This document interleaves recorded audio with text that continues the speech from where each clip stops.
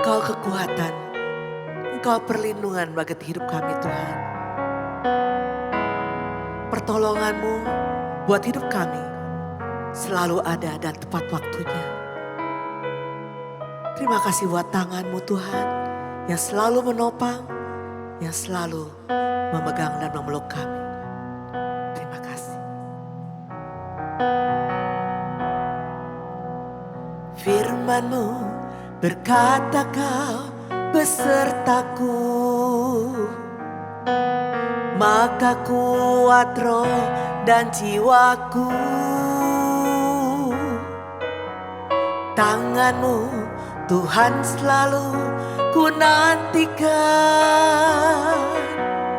Di setiap langkah ku percaya, dengan sayap-Mu ku akan terbang tinggi. Di tengah badai hidup ku tak menyerah. Kau kekuatan dan perlindungan bagiku,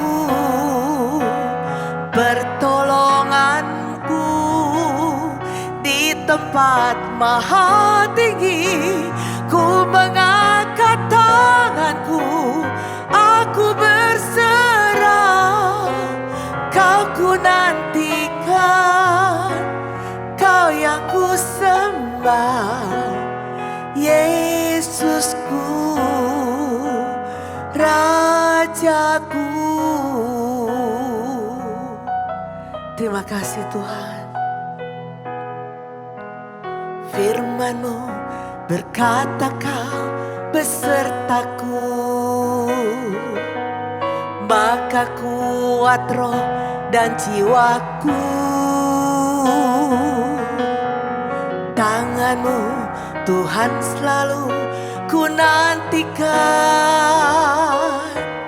Di setiap langkah ku percaya, dengan sayap-Mu ku akan terbang tinggi.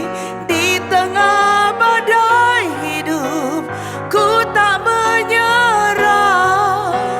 Kau kekuatan dan perlindungan bagiku, pertolonganku di tempat maha tinggi. Ku mengangkat tanganku, aku berserah. Kau ku nantikan, Kau yang ku sembah, Yesusku. Dengan sayap-Mu ku akan terbang tinggi. Di tengah badai hidup ku tak menyerah. Kau kekuatan dan perlindungan bagiku, pertolonganku di tempat maha tinggi. Ku mengangkat tanganku, aku berserah. Kau ku nantikan, Kau yang ku sembah, Yesusku, Rajaku. Kau yang ku sembah, Kau yang ku sembah, Yesusku, Rajaku. Oh, Engkau Raja kami selama-lamanya, selama-lamanya Tuhan. Kaulah Raja kami, Kaulah Tuhan kami. Kau selama-lamanya, selama-lamanya.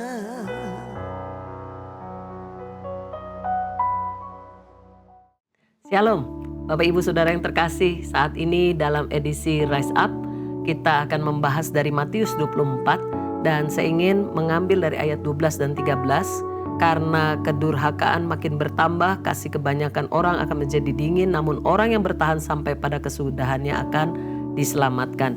Dan biarlah pada saat ini kita mengetahui dan belajar sama-sama pentingnya nasihat daripada Tuhan Yesus yang menekankan bagaimana kita perlu hidup dengan rendah hati, jujur, memiliki integritas dan hidup di dalam pola kerajaan Tuhan, di mana hidup rohani kita yang mengalami peningkatan dan terus dibangun di dalam Dia.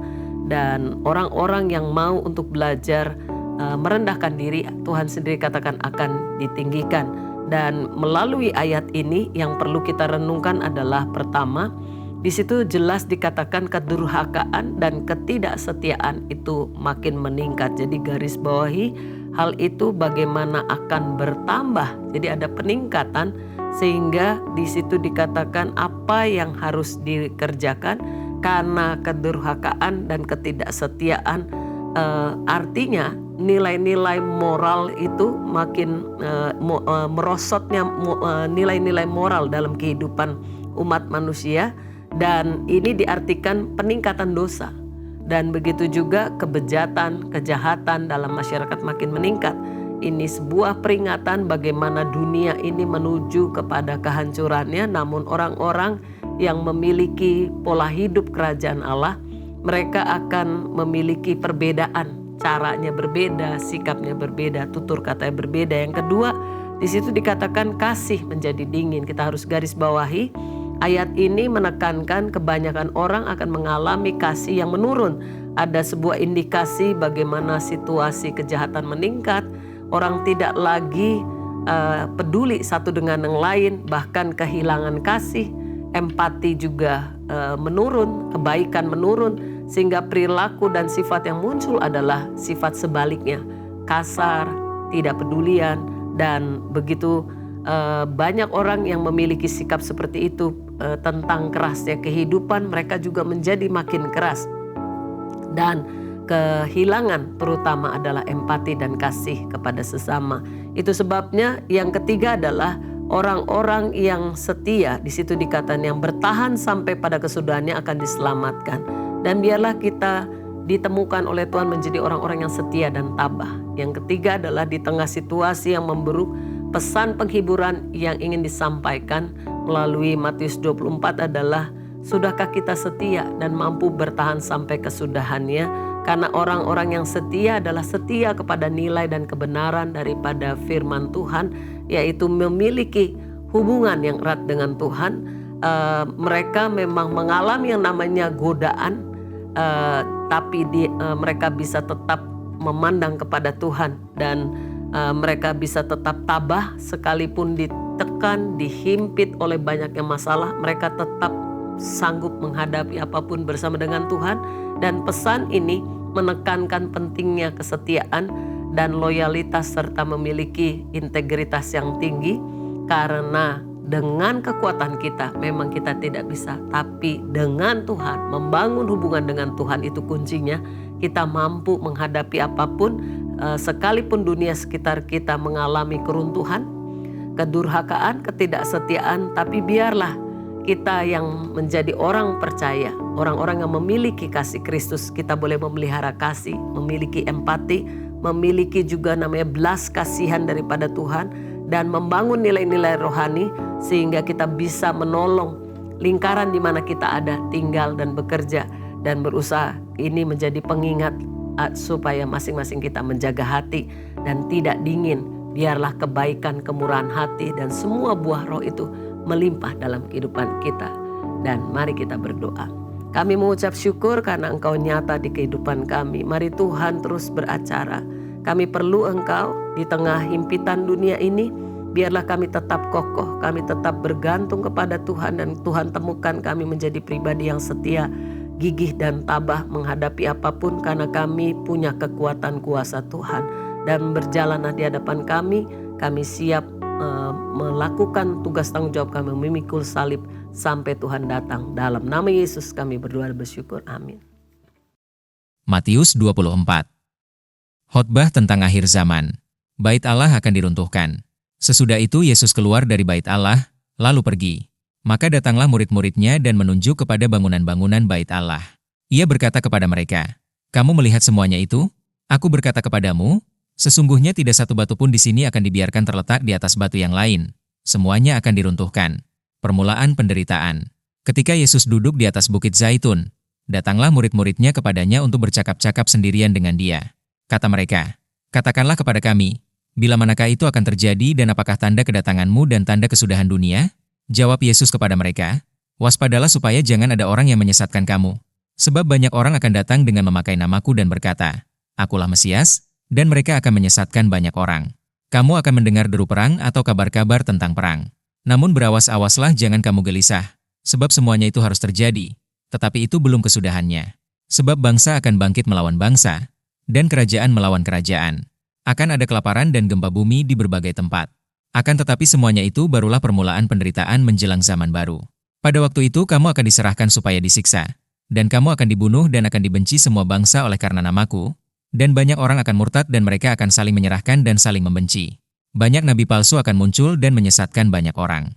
Dan karena makin bertambahnya kedurhakaan, maka kasih kebanyakan orang akan menjadi dingin. Tetapi orang yang bertahan sampai pada kesudahannya akan selamat.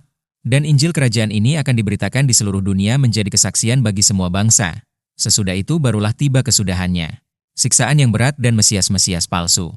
Jadi apabila kamu melihat pembinasa keji berdiri di tempat kudus, menurut firman yang disampaikan oleh Nabi Daniel, para pembaca hendaklah memperhatikannya. Maka orang-orang yang di Yudea haruslah melarikan diri ke pegunungan. Orang yang sedang di peranginan di atas rumah janganlah ia turun untuk mengambil barang-barang dari rumahnya. Dan orang yang sedang di ladang janganlah ia kembali untuk mengambil pakaiannya. Celakalah ibu-ibu yang sedang hamil atau yang menyusukan bayi pada masa itu. Berdoalah, supaya waktu kamu melarikan diri itu jangan jatuh pada musim dingin dan jangan pada hari Sabat. Sebab pada masa itu akan terjadi siksaan yang dahsyat seperti yang belum pernah terjadi sejak awal dunia sampai sekarang dan yang tidak akan terjadi lagi. Dan sekiranya waktunya tidak dipersingkat, maka dari segala yang hidup tidak akan ada yang selamat. Akan tetapi oleh karena orang-orang pilihan waktu itu akan dipersingkat.